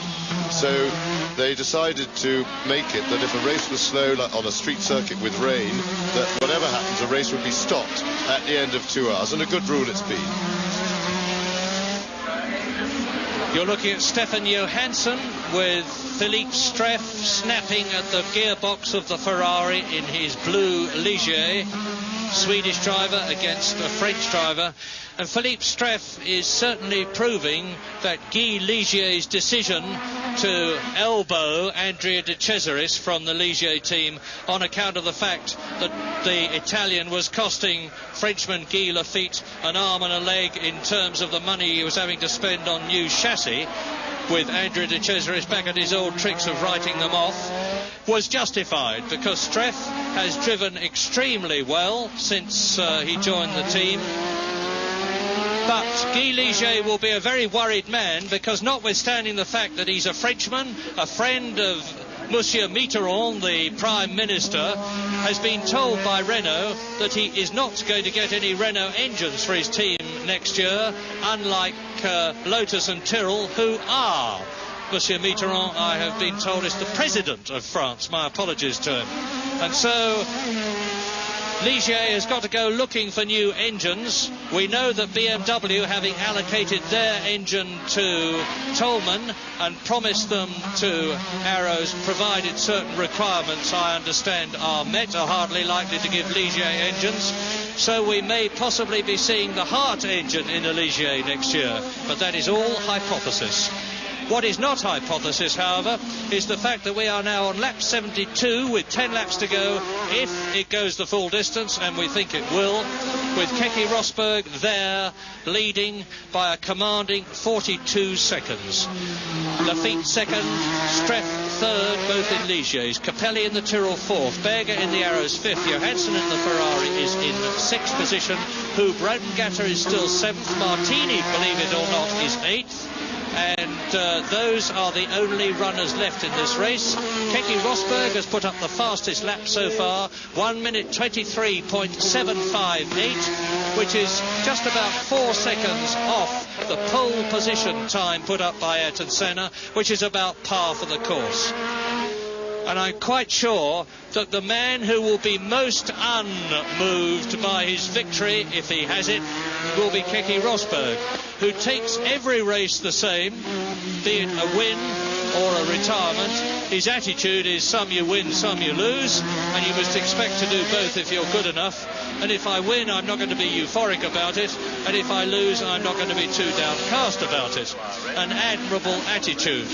But then I suppose when you're driving in your 98th Grand Prix, you've seen just about everything that can happen to you. Lap 72.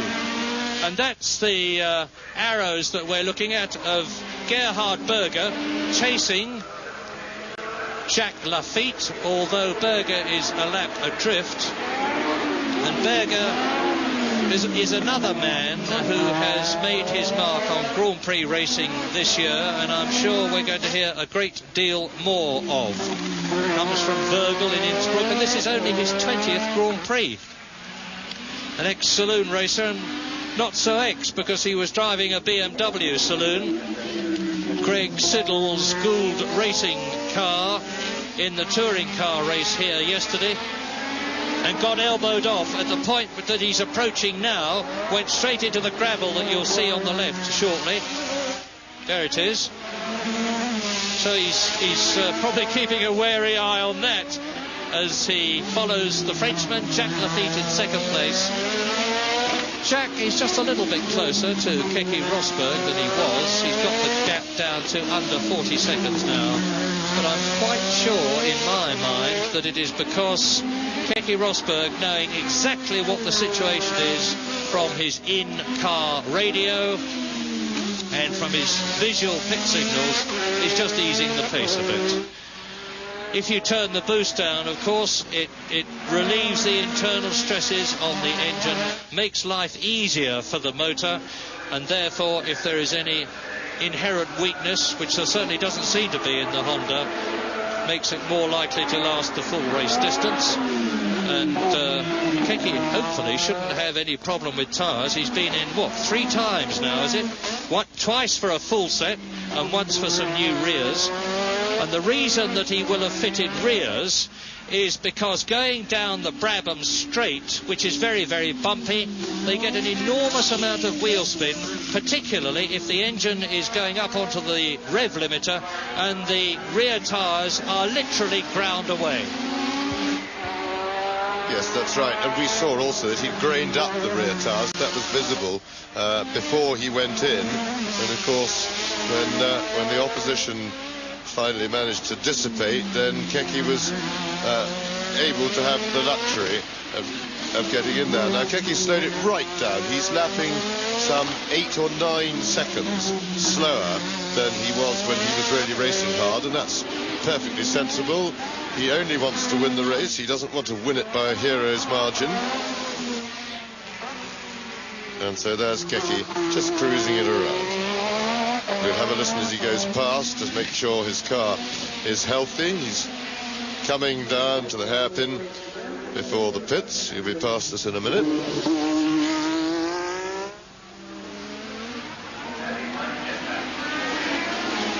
Nice, healthy sounding engine.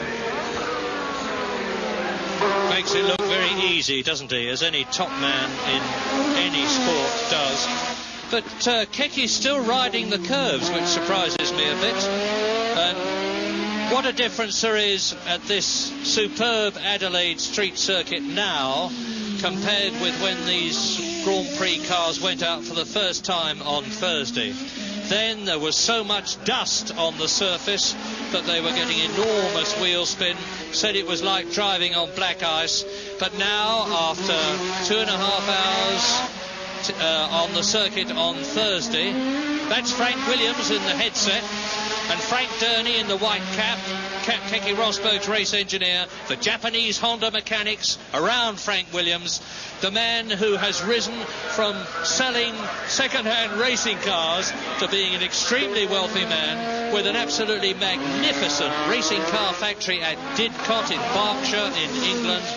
And Frank, for whom, of course, Alan Jones was the world champion in 1980, and for whom people like Carlos Reutemann have driven, Nigel Mansell, Keke Rosberg, looking anxiously down the pit lane, listening on his headset to see whether Rosberg, who crosses the line to complete another lap, and that's his 75th gone, and therefore 6 to go, including the one he is on, has got any problems that he wants to communicate through the radio.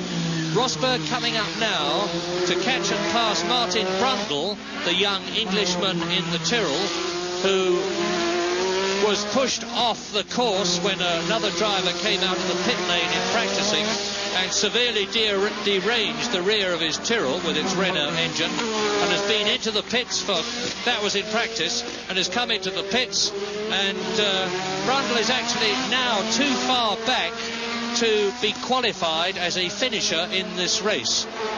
What's going to happen in the World Championship if the points, the positions remain as they are? Well, of course, nobody can beat Prost. He's retired from this race. More's the pity, but he retired as world champion.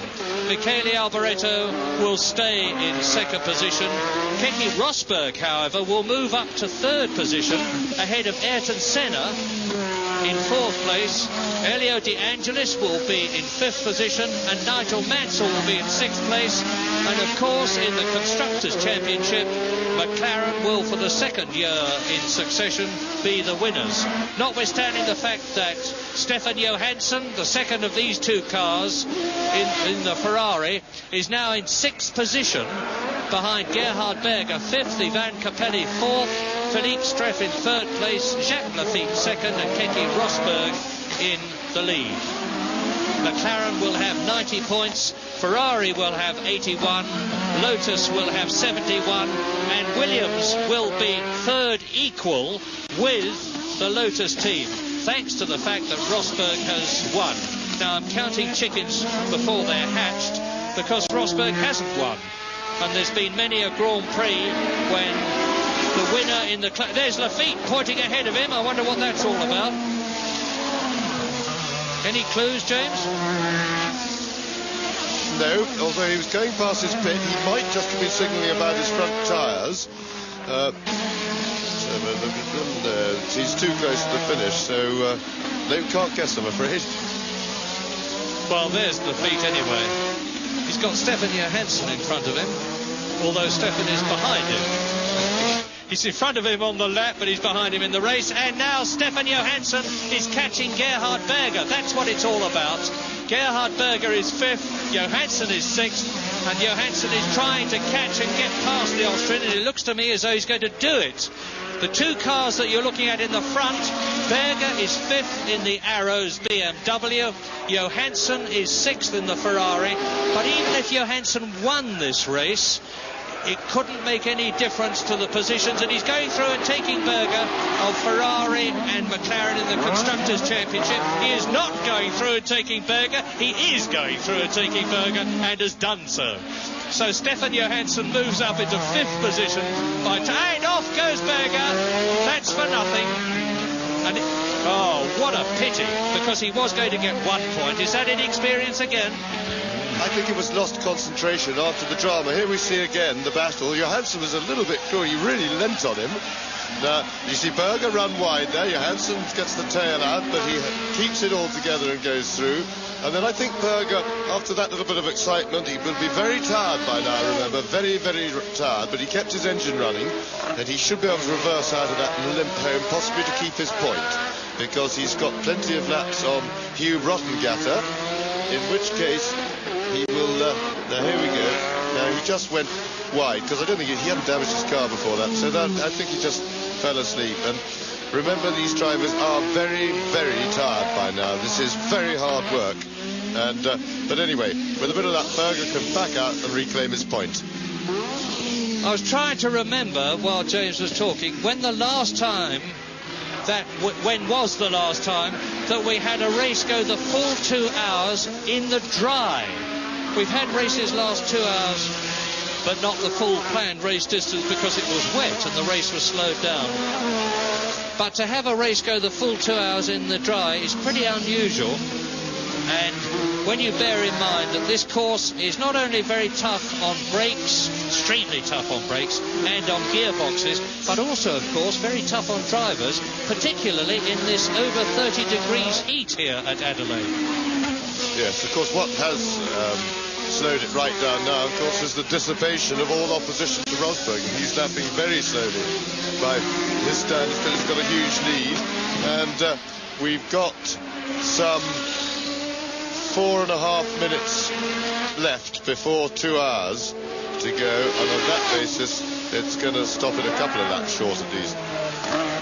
So it's up to us to keep our eyes on the flag marshals at the start of... There he is in his yellow blazer and his very smart black and gold cap, and the checkered flag already at the ready, because Keke Rosberg is on lap 79 out of 82 on his way to a historic victory. Historic for two reasons. One, this is the first ever World Championship Formula 1 Grand Prix in Australia. The World Championship is now truly worldwide. Historic reason number two, Keke Rosberg is driving in his last Grand Prix for the Williams team, having driven for them for the last 4 years. This would be his 5th victory for Williams He's being followed by Martin Brundle. It looks as though it's going the full 82 laps at the present moment. No, it can't do. We've got 3 laps to go. We may or may not. The 2 hours will go probably in the middle of a lap, and he may get round to complete.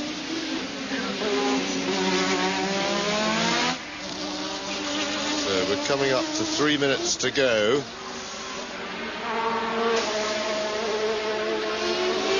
I mean, Rosberg can in fact control the situation if he's aware of it. It's 3 minutes to go only to the 2 hours.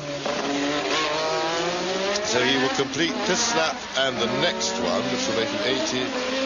And if he completes the next one, then he will go round to the 82.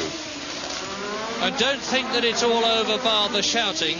I well remember when Australia's greatest driver, 3 times world champion Sir Jack Brabham, was leading the Monaco Grand Prix ahead of Jochen Rindt in the Lotus, and Sir Jack was in his own Brabham car.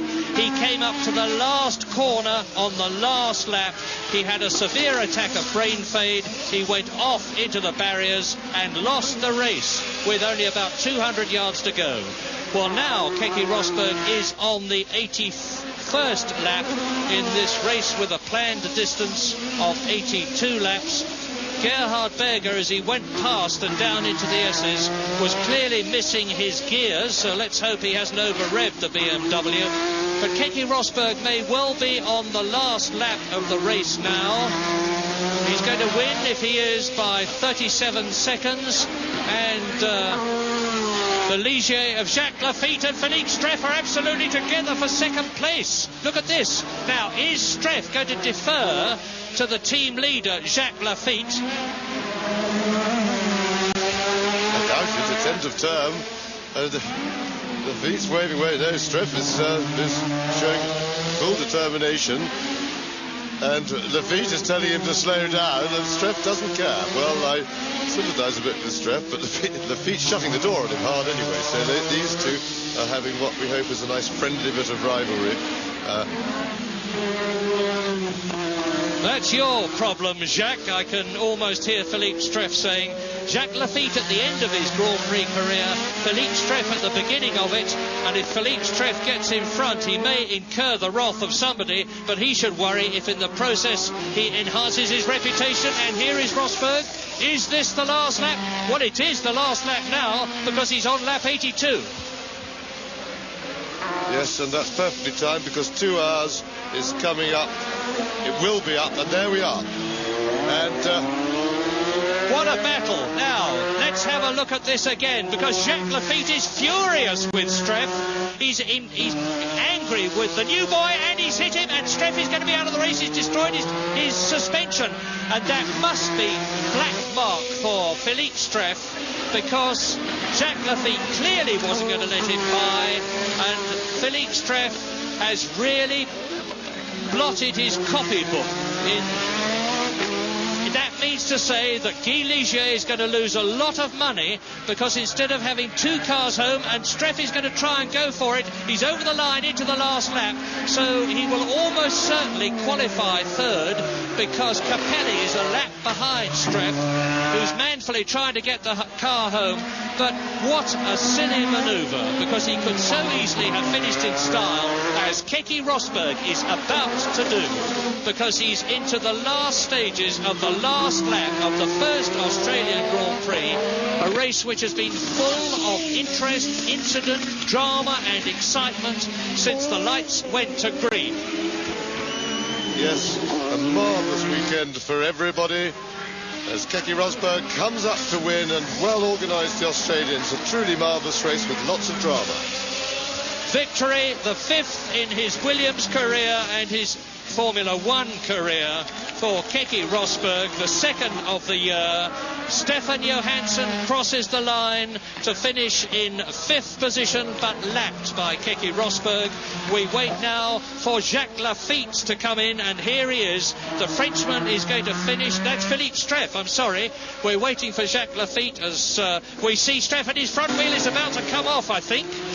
Rosberg touring in, and Streff's only just going to make it without his front wheel coming right adrift, because he's got a real handling problem now, to put it very mildly. Indeed, the front wheel, look at that suspension on Streff's car. Lafitte has meantime finished in second position, and Streff is either going to come home on 3 wheels or just fail to finish. He's going now into paddock turn. Well, he can get the car home, and I'm looking at the timing apparatus now to see how far Ivan Capelli is behind him. Too far to finish in third position, and Streff is amazingly going to finish as Martini goes past him to unlap himself. But Streff has got a most peculiarly designed Ligier now, with the front wheels out of track, out of line, out of kilter, but he's into the finishing straight to finish third, but having been unlapped by Gerhard Berger. So the Australian Grand Prix won by Keke Rosberg. There he is. Second, Jacques Lafitte.